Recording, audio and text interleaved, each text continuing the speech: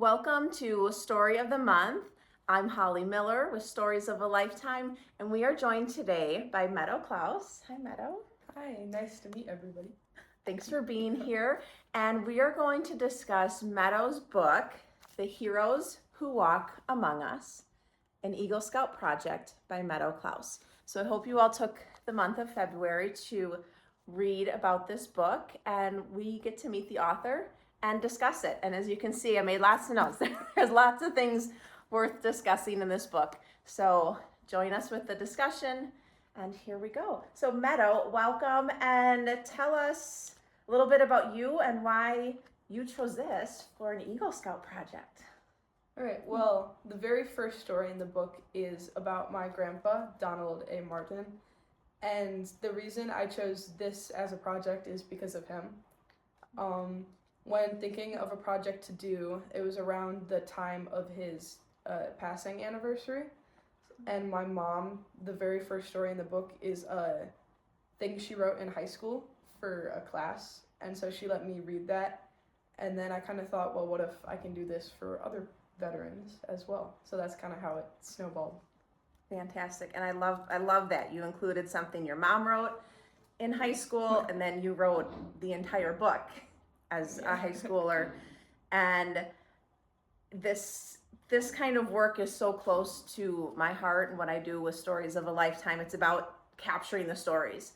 And when veterans are gone, who's going to tell their story? And Meadow made sure to capture this. And so how did you come up with this idea of, besides capturing your grandfather's story, wanting to include others?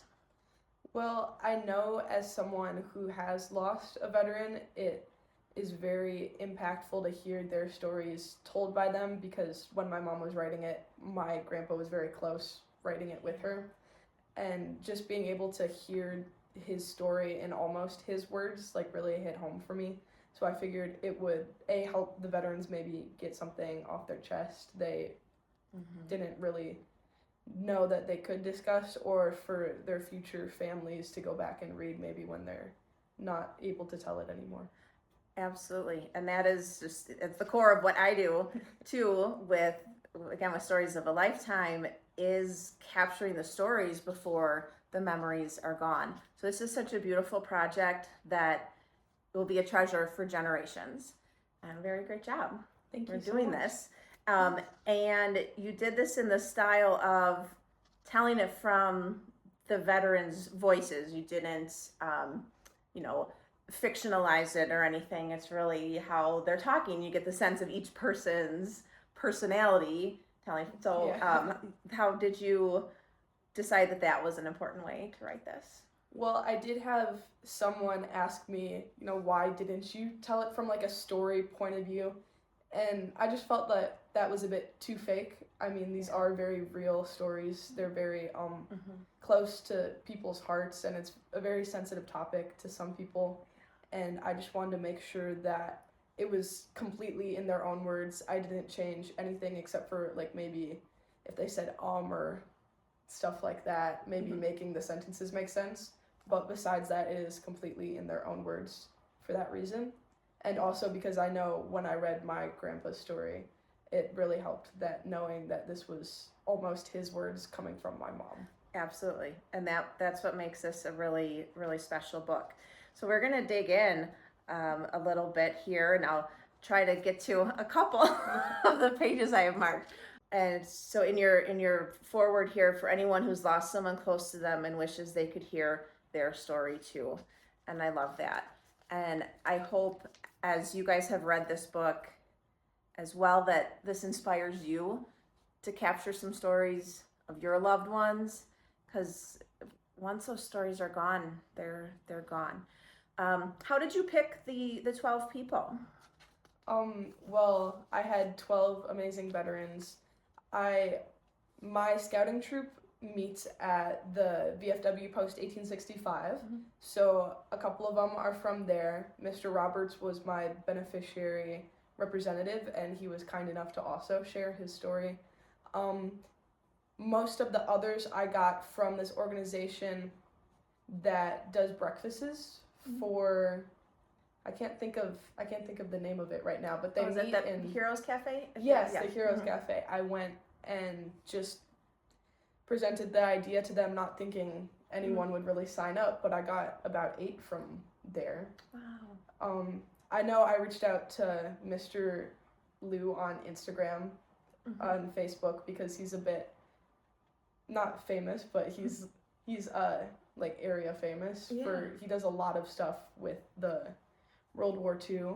I found Angie and Tank because they're also very close from the VFW, and they're both a part of the riders group. Yeah, and I think with you finding a dozen very somewhat rapidly just shows that these people want to tell their stories. They want to be heard, and you know, they've kept them close to their chest for sometimes decades, several decades. But when someone asks, what was this like for you, and they want to genuinely hear your story, I think these people are willing to talk. They just want to be approached in a respectful, safe way that, okay, I can really talk about my experience in the war and then the service. And I like what you said in your foreword. I'd already learned about these wars in school, so what more was there? Was there more? Definitely. You get to, I mean, definitely when you're in school, you do get like a very broad overview of what happened. But when you're really sitting down with someone who like really lived that, it's like a completely different experience. Like knowing that this thing that seems like so far out, maybe otherworldly, like actually happened to some people. It brings it to life. And you said you think every high school student should interview at least one veteran. Yeah. And so some of these parts, and I think this was the one from your grandfather, you know, what could be bothering him after all these years? And really he just needed to talk about it. Definitely. Yeah. A lot of people keep it under the surface. And so along with that one, and so, you know, asking him why he never talked about this stuff before, he kind of thought no one cared or no one would be interested. And you just got 12 stories of people are interested in telling, and people, if they know people want to hear. So that's all we have to do is ask. Definitely. I didn't think anyone was going to sign up at first, but I got them all very, very soon, which just shows that the stories need to be told. Yes. And so several of these veterans talk about their time in war and the, you know, lack of creature comforts and being thrown into, say, the jungle, and that how shocking were some of those stories to you? I mean, I take it you haven't spent the night in the jungle. No. Yeah. So thinking about what these kids were, they're just a few years older than you, what they were thrown into. Yeah. And it's definitely crazy. I do know that definitely some of the veterans maybe tried to not show as explicitly or tell me because I am still so young, but just knowing like what they had to go through is very heartbreaking. So some of these veterans were from Vietnam, and they didn't all necessarily come home to a really grateful society for them. There wasn't a lot of fanfare when they returned home, and they didn't always feel super welcome. And so you have one story of a gentleman that kind of got called out at his college class. You want to touch upon that? Yeah, well, he kind of got called out, not in a mean way, but his teacher was just like, oh, what do people think of veterans? And everyone was like, oh, they have PTSD, like they're not very safe to be around. And then the teacher was like, well, have this gentleman stand up, and this gentleman would protect you in anything. When danger happens, he's going to be the one running towards it while everyone else is running away. Absolutely.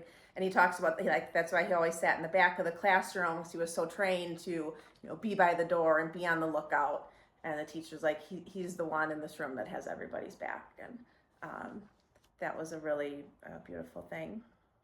A lot of these veterans talk about habits they carried with them for the rest of their life, a lot of discipline, And what did you learn about that? Because that's probably a little different than how kids are living in civilian life. Oh, I remember one talked about every day making his bed, Yeah. which is a very good habit to carry. And, you know, a lot of them have like little quirks or little habits that like carry with them throughout the rest of their lives because of the military. Mm-hmm. Well, there's so much structure and discipline, and several of these stories touch upon that and how much they have continued that through their life, how much they wish other civilians would be a little more disciplined and regimented. And so it's very interesting. They do talk about, you know, the privilege and wants versus needs, again, when they're, you know, living in the jungle for months at a time, and it's raining for 60 days straight. Several of these stories bring up the being a veteran into old age and like the VA system. What did you learn about that? Well, I definitely learned throughout almost all of them saying that it's a very hard system to get into, I believe, and that they wish it was easier for veterans to be able to go through stuff like that so they could get benefits and stuff when they do need it in healthcare and everything. Yeah. And so what I was gathering from this, like you said, the difficulties with getting into the VA system, once you're in, you're getting really good care. Yes. But I think they're saying the problem lies with proving whatever your ailment is, that it was caused from your time in the service. Yes. So goes back to a lot of record keeping and proof of what was causing. And a lot of these wars were from a long time ago, and maybe the records weren't kept that very well. Yeah.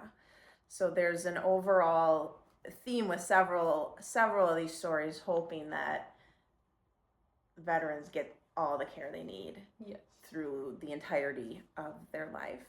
And throughout these stories, as you know, as heartbreaking as they are and terrifying, some of them there are a couple laughs thrown in, or you kind of have to laugh with some of it, and the way these folks are wording things. But this one story, he's an officer, and he was asked to take a Jeep engine apart. He's like, I can't think of any reason I would ever have to take a Jeep engine apart unless like I was the only person left in the world. Yeah. Did you learn that they have to have a lot of skills? Yes, they have to have a lot of different ones depending on like which branch you're going into, or even like which subcategory you're doing. Mm-hmm. And that's why I think this book is super interesting for civilians, but if you did serve at all, just some of the acronyms they use and the different trainings and things, like that's really going to resonate with people who know what's all going on there. Well, and you do get to see the day-to-day life of being in the service. Then some of these young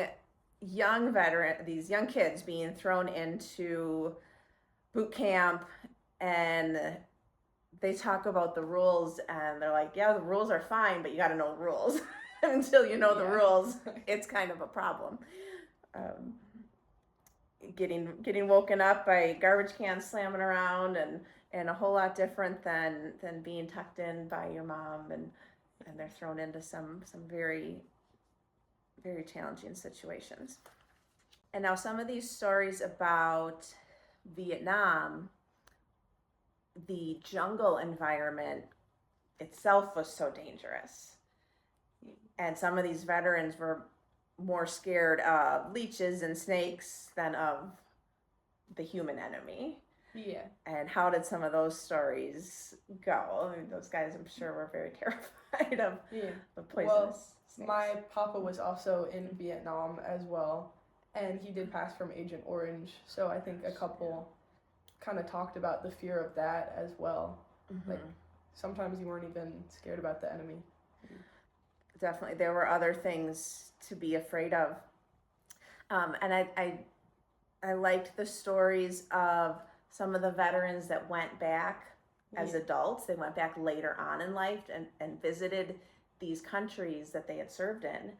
And what was their welcome like? Well, I remember one of them, he was surprised because his welcome was very, very welcoming.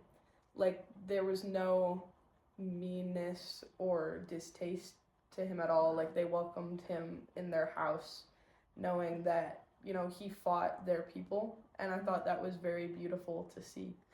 That had to have taken a lot of healing on all parts to get to that Definitely. point of let's welcome in the former enemy, and on both sides of that.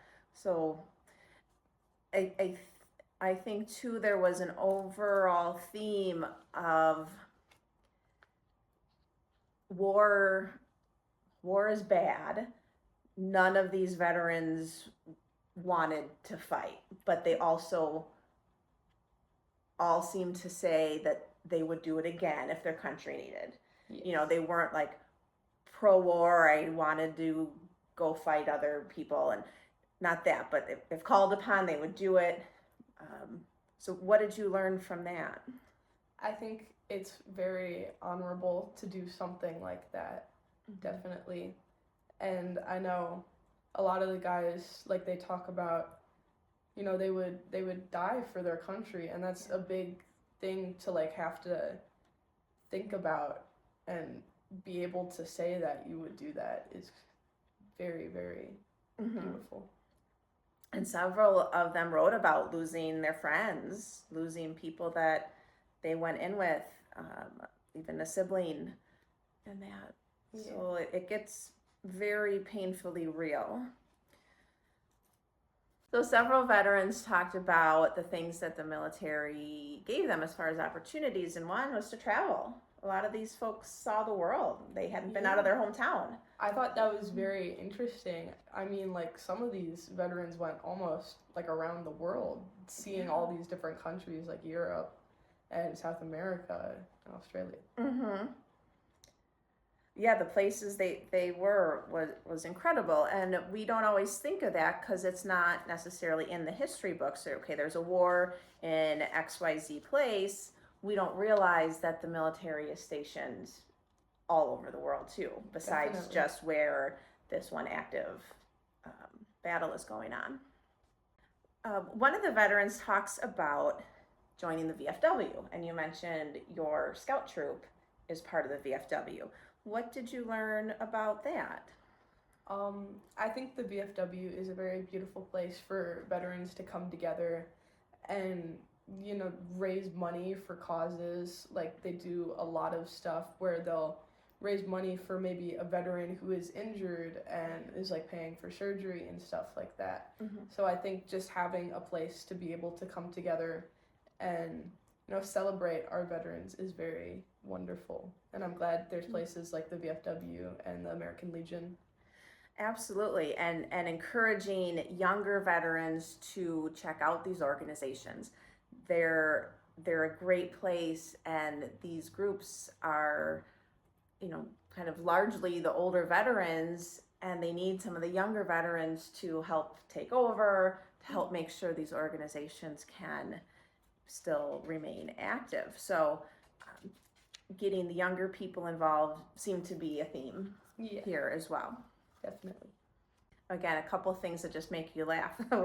One gentleman talks about being on one of the aircraft carriers, and they supply the other ships. He's like, it was like being on a floating quick trip. And so through reading this and from your interviews, you had to learn about all these different types of jobs in the military too. There's not just soldiers with a gun on the front line. There's so many different things. What are some of the different jobs that these veterans held? I mean, there's so much to do behind the scenes that's very important, like driving, like important stuff from place to place, like that guy said, or even just like being a radio transmitter and stuff like that. And some trained as human resources, as admin, some were driving ambulances. There is so much, and kind of an overall sentiment too was taking advantage of these things when you're in the military and learning so many different skills. You can use those once you come out. And obviously, any time in the service changed these people forever. Definitely. It changed their lives. I like that you included at the end of every interview, you did my hope for veterans. You asked each person what their hope is, and how are they responding to that? I made sure to include that because, we always talk about what our hope is for veterans, and I thought maybe hearing it from them would be very nice. Yeah. And a lot of them talked about, the VA system or the VFW and stuff like that. Just really, and just people in general, like their approach to veterans and just, being nice to them in general and thanking them for their service. That's what I got out of this too. They're like, just acknowledge us. Yeah. Say hi. When you see the old guy with the Vietnam hat on or the Korea hat, say thank you. Just say hello, acknowledge them. That means the world. That means the world. And you'd already mentioned some of the discipline and the make your bed every day. I think that's huge. There's another story about making your bed every day. It's like if you do that, you've at least done one thing. Yes. And that plays across to, we've read about that in even business trainings and just in general, get up, make your bed every day, and you did that. These veterans gave a lot of advice too, advice for life. What was one of the highlights? They talk about how their experience in the service kind of translated to how they raise their kids in general. And I think one of the main things was just be grateful for what you have. And a lot of people don't have a roof over their head or food to eat, and just being able to be grateful for that and being grateful to your veterans for almost, risking their lives for your safety. Just be grateful in general. There was one story about the ship overturned or lost some cargo, and they were carrying oxen, and some oxen went into the ocean or sea, and then what did they witness? The people, I don't remember where it was, but the inhabitants were jumping in and eating the ox because they didn't have really anything else. Yeah, they were salvaging the meat that was dumped overboard, and it's kind of eye-opening that that's how much they needed food, that they were willing to go in and salvage that. Several interviewees talked about the friendships built and how people join the service from all over the country, all walks of life, and you don't know a thing about them. You might not even really like them at first, but then what ends up happening? You become best friends with them. They're almost like your brothers and sisters. Yep. And then decades later, they're still having coffee or going to each other's children's weddings, and there's these bonds of a lifetime. It's very beautiful that now we can keep in touch with people all around the world. One of them talked about a memorable veteran's funeral, and that speaks to me doing what I do as a funeral celebrant, but making sure veterans get their benefits of their burial benefits, but also making sure it's not happening alone. And this one situation, they ended up getting over 300 people kind of by chance to make sure that this gentleman didn't have a lonely service. I really like that one. And so we talked about there being so many different career options, and it takes so many different people. It's not everybody with a gun on the front line. It takes so many people. And I like how these interviewees talked about the different positions they held and recognizing it takes everybody. And then they brought that mindset and that discipline over into civilian life. So what did you learn about some people want to stay in as a career, others get out and go about doing other things? Yeah, it was really interesting to see the day-to-day life that was played out. And then once they're either like discharged or they decide to leave, like just how they carry it with them, or they take something they did in the military and maybe made it a career for them. Mm-hmm. Absolutely. One gentleman was in the medical side of the military and had a really long career as an orthopedic surgeon. Yeah. I thought his story was fascinating. So for anybody who has been to boot camp, you are 18 years old and you go to boot camp and start doing all this training, all this physical activity and everything that they touched upon those stories. And this one guy said, I went in at 118 pounds and came out at 230. So he said, military food is garbage, but I must have eaten a lot of garbage. But they do a lot of training and they bulk up these young kids and prepare them for anything. Yeah. Well, I made sure to include the boot camp at the start of every story because it's like the first step into military life. Yeah.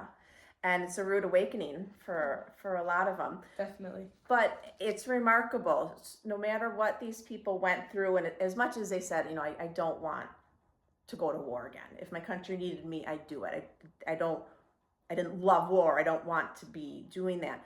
But they all kind of say like this was the best time of my life. I mean, it's horrifying and hard and awful, but like it made them who they are.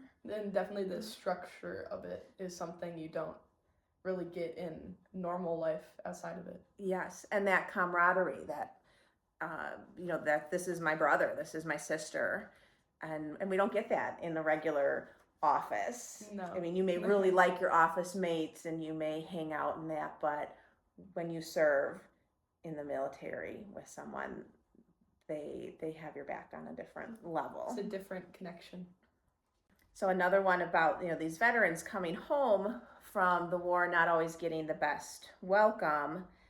So 1967 in San Francisco, I came back, we got eggs, tomatoes, and foul language thrown at us. And it took 40 years for someone to say thank you. That one in particular was very heartbreaking to hear about. And, it really changes the way you think about veterans and just making that mental note of making sure to thank them. Mm-hmm. And not everybody gets the fanfare and the medals and the recognition. And that's not what it's about, but a lot of them felt very alone and maybe do still feel very alone in their service and in what they experience. So those thank yous, that recognition, that, hey, I'll listen to your story. Tell me about it. Goes a long, long, long way.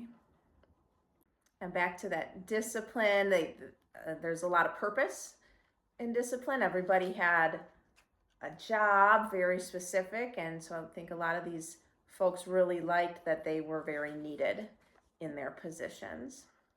And here's another example from one of the stories about talking with veterans, sharing stories, and how they really think that saved lives. Definitely. And it shows them that, what you are going through, you're not alone. And definitely, I feel like going back to the VFW and American Legion, just having those outlets to maybe talk to people who maybe went through the same experiences as you is something that's definitely needed. Mm-hmm. And I think that's huge. Is always knowing you're not alone. You're not the only one that feels a certain way. You're not the only one that had a certain experience. And so finding these outlets with some commonalities is wonderful. Each story was fantastic and covered different aspects. They're all very unique. but this one, it's just incredible to me. The story of Lewis Hard. And there's so much to say about his. So you actually got to interview a World War II veteran. There are not many left alive. So it's 2026 right now. And this gentleman was 100 when you interviewed him. He was 100 years old, World War II veteran. What was that experience like? I mean, it was crazy. There was a lot of things that they did back then that I can't even fathom doing now. And there was definitely a full circle moment because he said he was in Scouts and interviewed a Civil War veteran, which was kind of like a full circle moment for the both of us. Absolutely. And I highlighted that part. It's amazing. So, like that, not even 6 degrees of separation type thing. Yeah. Like you interviewed this gentleman from World War II, and he was a Boy Scout. When he was a child, he got assigned a Civil War veteran to help. So you were one person away from a Civil War I didn't even think of veteran in the stories. And so it's stories that are bringing people together.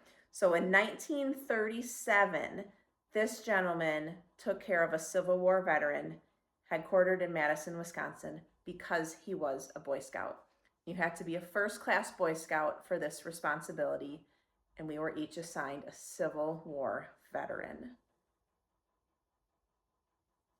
Amazing. Yeah. Amazing. So you have to read his story. It's fascinating. His Civil War veteran was drafted at the age of 10 as a drummer boy in the Civil War. And I don't want to give the whole thing away.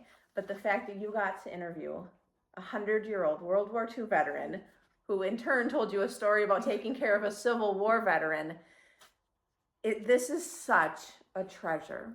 And this is what happens when we talk to people and we tell stories and we just take a moment to listen and write it down. And what a treasure for all these families and for all these veterans. Some of the veterans noted what they teach in school versus what really happened. Yeah. What do you think about that? Well, kind of like I said in the beginning, the schools, I mean, there's not a lot of time for stuff. So they just give like a broad overview of what happened. Like, this is what happened. This is who quote unquote won. Mm-hmm. But when you like really sit down with these people who like really experienced it, I mean, it's a completely different story. And like, if you could interview like everybody from that war, it would be like a million different stories. Right. There's a ton of different perspectives. Absolutely. So again, sharing the stories, and their hope is they just want people to listen and learn and understand what they went through. So some of your stories touch upon their survival, and maybe they survived because of the person next to them, or a lieutenant or someone had their back. And this one really credits a nurse. He's alive today because this nurse took care of him. The nurses do a lot of the behind the scenes work, definitely. Mm-hmm. And I mean, without them, there probably would have been a lot more casualties. Oh, absolutely. And I don't want to give his story away, but the nurse made all the difference. And talking about both sides of each war, or all the sides of a war, there's not necessarily a winner or a loser. These were just people that were called upon by their country, and they did what they were called upon to do. But they note that the people on the other side had families too, and going back and visiting was a healing thing for some of these people. Definitely. And so you asked all these veterans what their hope is, but what is your hope for veterans? And what do you hope for the reader? My hope for veterans is that their stories continue to get to be told. Mm-hmm. I mean, there's so many different perspectives, and I feel like if these stories do get told, people would be a lot more sympathetic and they would just maybe thank them for what they went through and thank a veteran they see just randomly in the store or on the street. Mm-hmm. And I hope the reader, it feels like they know these veterans a bit closer, especially if they're family. Yeah. I wrote it a lot for the future families that will have to maybe go through not being able to see them anymore, and being able to read the stories from their point of view hopefully is healing for them. This is a beautiful project, and my hope is that everybody reads this book, The Heroes Who Walk Among Us, an Eagle Scout project by Meadow Clouse. And so remember, she wrote this as a 15-year-old. She took the initiative. She interviewed 12 veterans and wrote their stories. And you did a phenomenal job. Thank you. This so much. is such a gift, such a treasure for families and communities.